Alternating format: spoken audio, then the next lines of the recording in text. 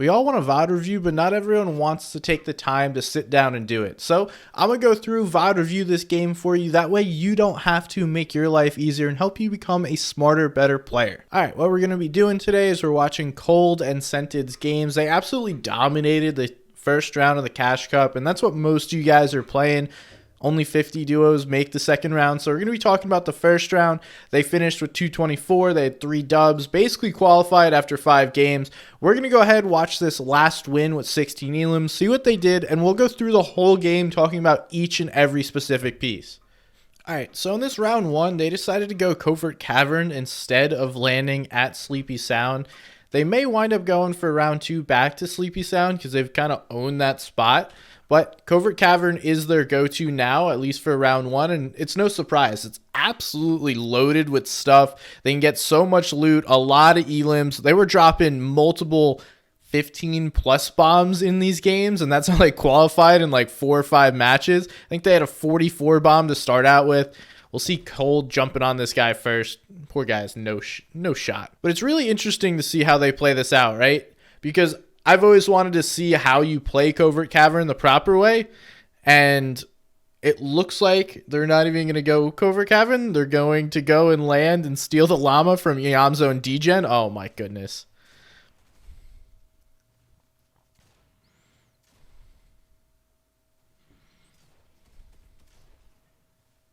All right, Scented just did that to them. But that's actually a really good strategy. You grab some loot from the top of Covert Cavern and then land, go steal the llama, then go back into Covert. I don't know exactly what they're going to do here, but that would be a solid plan. And we saw even against tier 1 players, arguably one of the best duos in NA East, they're having pretty good success with. They now have a ton of mats to go back here and can just literally out mat, out farm, out ammo basically everyone. So now they're going to go get some more elims here, which is pretty interesting. I question whether or not they would do this in anything other than in Cash Cup, but even still, this is like a high elo Cash Cup game. They probably had the most points in the game at this time, maybe second or third most, but they're easily in that top 1% getting the highest of elo, and they got no issues just keying everybody. This has always been something Sentin's done a lot. Even before we had the Stinger SMG, he loved to use the P90 and a shotgun as his 2 primary weapons without an AR, specifically more for like W key style of games, and I think it works well. The only reason you really need to hold an AR this season is because of surge tags, but obviously you don't need surge tags. You're getting, I guess they have 4 elims, probably about to get 5 or 6 at this point now. And again, these are no slouch of players. Post even adding pretty solid players, maybe tier 3 players. Not the caliber of Scented and Cold at the moment, but still good players who know how to play the game. And we see they're just putting on pressure from both sides. They isolate one, take down one, and then this is just a simple 2v1. Like, the poor guy has no chance. Scented's trying to chase. Cold's putting pressure on.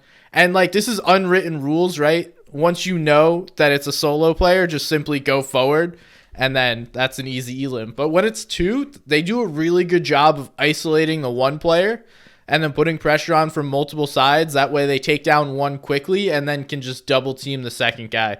It's a pretty good strategy that I think we see implemented by a lot of the top tier pros. So it looks like that's all they're going to get. They'll head into the vault. Not that they even really need it. We see how careful they're being too, literally piecing everything in the vault. That's smart. You never know when somebody's just going to be like chilling underneath there and then try and steal the vault loot.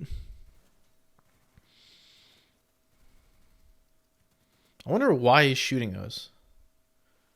It's interesting. I don't know that I've ever seen anyone do that. All right, now we're camping the vault. This is also smart because you know people, like if we just look, there's so much extra loot here. A couple of bigs, blue SMG. There's some splashes over there. So tons of loot. I don't think they're going to wind up getting anybody. So we'll just chill here. We'll hang out. And like anyone can do this, right? You just hold 2 right hand peeks. We see Sentence holding one. Cold's holding the other. And if someone walks in here, not only can they have the right hand peek, but as I mentioned earlier, they have this literally all the way pieced through this entire area. So unless someone's breaking every single piece of these builds and then coming through and repiecing it, they're going to be at a huge advantage. But these guys get tired. They're like, ah, I'm done waiting. And a nice little free rotate. So Covert, absolutely disgusting. You get the IO car, you get all the loot, you get lots of rotate opportunities. You have the llama that obviously we see you can steal. So best POI on the map at the moment, I would like to say yes. The only thing is, like, it's going to be heavily contested in open rounds. But if you're a player like these two, you got nothing to worry about.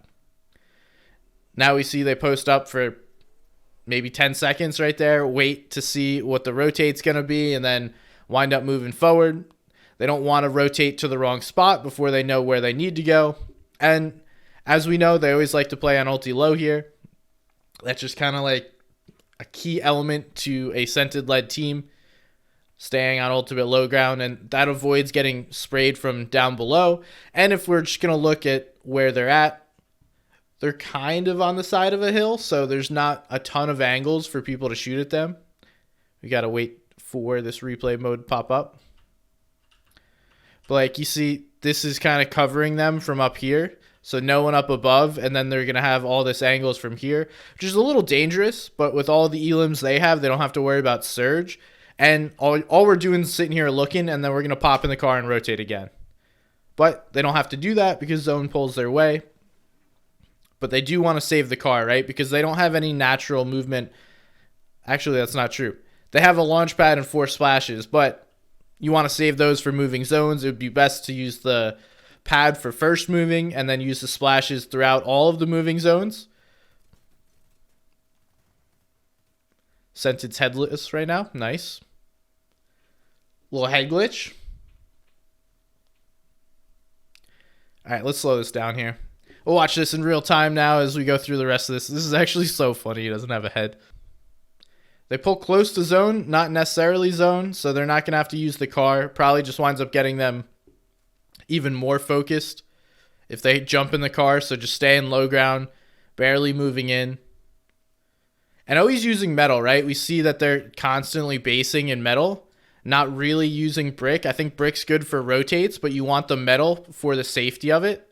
And we see some players trying to figure out, okay, are they still here? Trying to understand if these guys have rotated. And now they're in a base, just going to simply sit here, take shots, get some potential elims, get some damage dealt. They're in a really good place here, right? Because we see all the mats. A little over 200 mats on these guys. And again, going to wait to try and sneak someone here to catch them lacking, drop them in, hold right-hand peaks.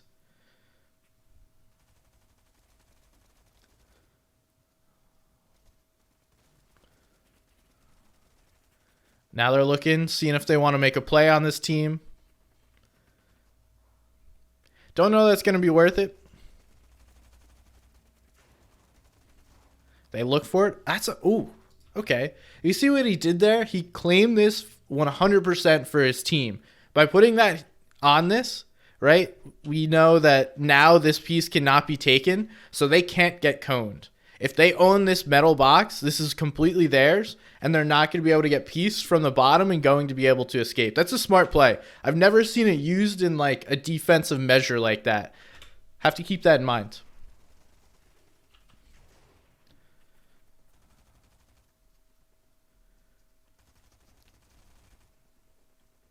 All right, and they're just trying to clear space above them, get players away from them.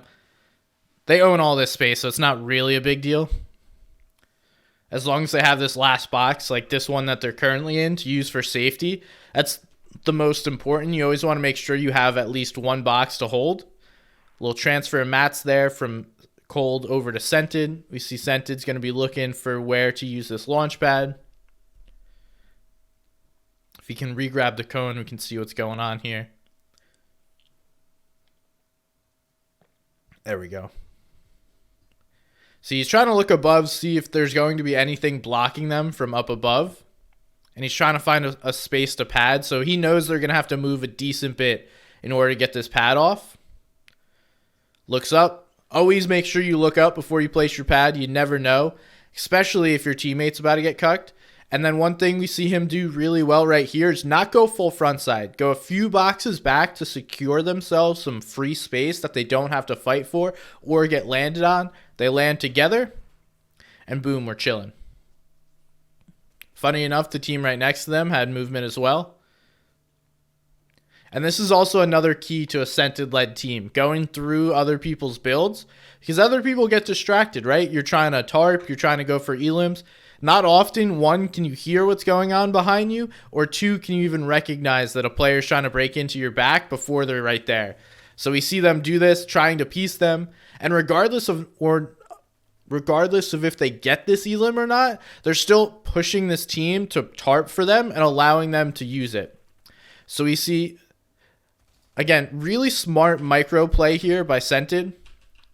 Instead of simply using all of the hard mats, he knows that he could use these wood builds, especially because they're on a chili splash. Use those, and then as they get closer to the exact place where zone is, right? Edge of zone's probably this box. They give themselves some metal space to work with.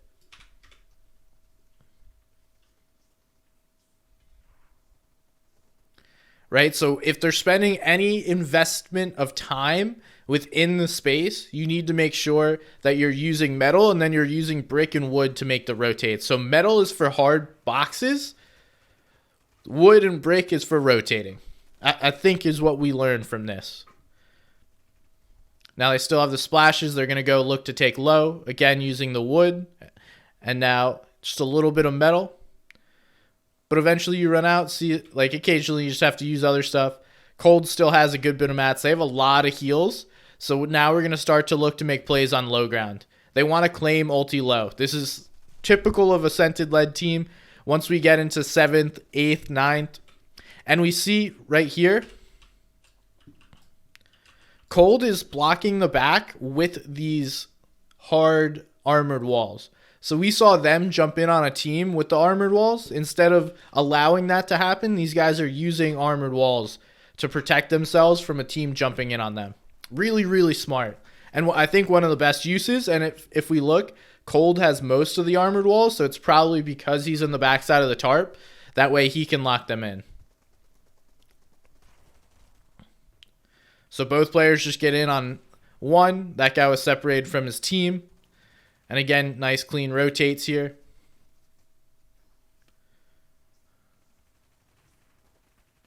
A little bit of a refresh. Not a ton from these guys. Cold still has some.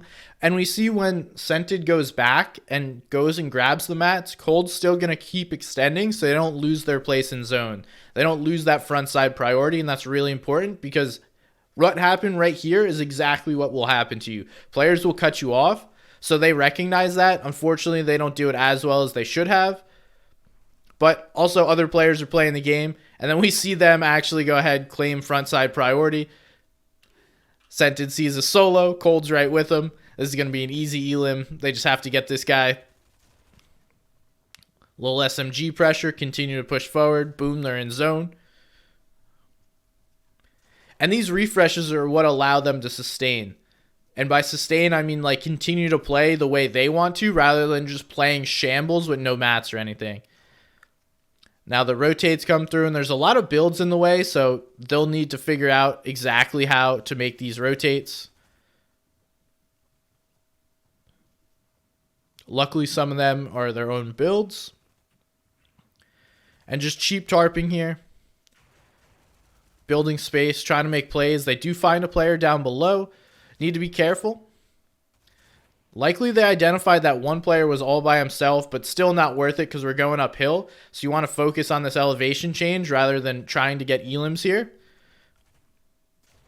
And now we can make this play down below.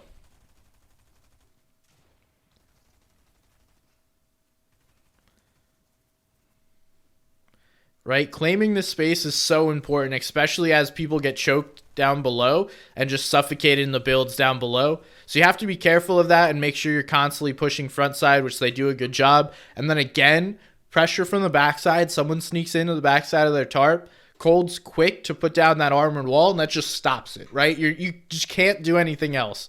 So that just ends any kind of backside pressure. And now Scented needs to heal, so Cold's going to take the front side.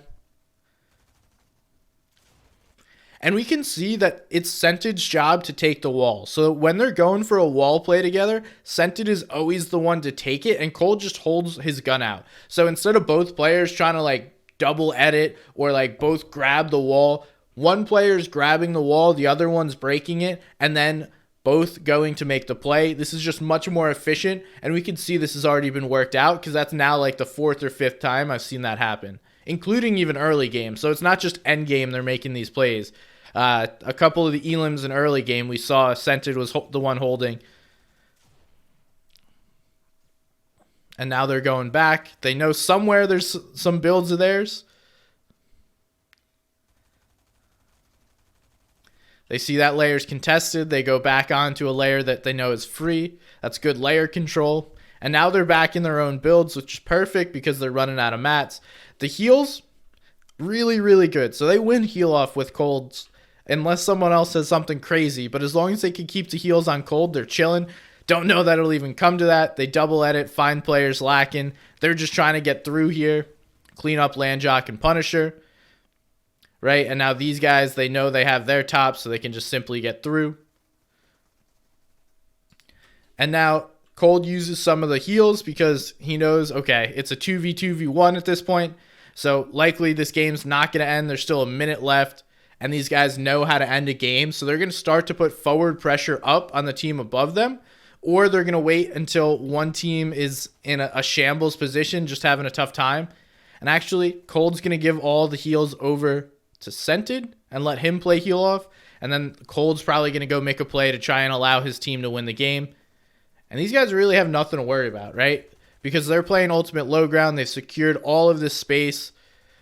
They're using the SMGs to break stuff and claim space ahead. And not taking any ticks. That's so important right here because just taking a tick or two could be mean the difference of winning or losing this match. And they have enough mats to go play this. Cold's going to go make a play here. Looks like it gets quickly knocked. The con man trying to terribly played from the team up above. Definitely should be dropping together. They give him a free elim. This player drops down, and then Scented just going to win 2-1s. This guy going to get some good heals, but not enough. And Scented will win this one. So that's it. Easy dubs.